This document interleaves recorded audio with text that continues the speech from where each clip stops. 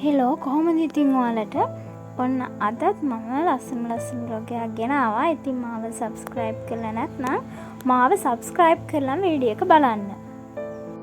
අද මට ලෙක්චර්ස් තියෙන්නේ 3-5 ලෙක්චර් එකක්. ඉතින් ඒක හින්දා අද මම ටිකක් කලින් විතර ලෑස්ති වෙලා ඉතින් යනවා කැම්පස් එකට. මොකද මට තව පොඩි වැඩ වගේකුත් තියෙනවා. ඒක හින්දාද කලින්ම යනවා.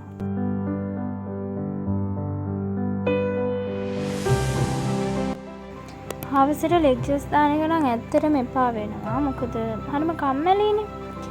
දැන් ඉතින් යනවා කැම්පස් එකට. ඉතින් තනියම නෙවෙයි යන්නේ. යාළුවෝ දෙන්නෙකුත් හම්බුණා. ඉතින් කට්ටියම තමයි අපි යන්නේ. ඔයගොල්ලන්ට හවසට ලෙක්චර්ස් දාලා දෙනකොට එපා වෙන්නේ නැද්ද? ඇත්තටම එපා වෙනවා. මොකද කම්මැලිනේ. උදේ නම් අවුලක් නෑ. හවසට මම නම් ඇත්තටම කැමති නෑ හවසට දාන්නට.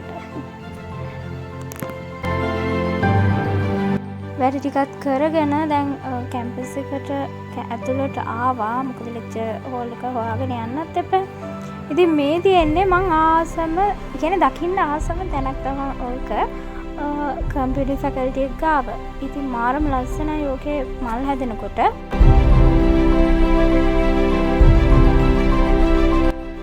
අද ආසනම් හරිම සාමකාමී.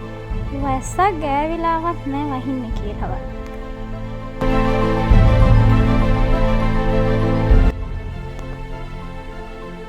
ලෙක්චර් හෝල් එකට ගියා. මට ලොකුවට නම් ලෙක්චර් හෝල් එකේ වීඩියෝ ගන්න බැරි වුණා. මොකද ලෙක්චර් එක බයින නිසා වීඩියෝ ගන්න දැක්කොත්.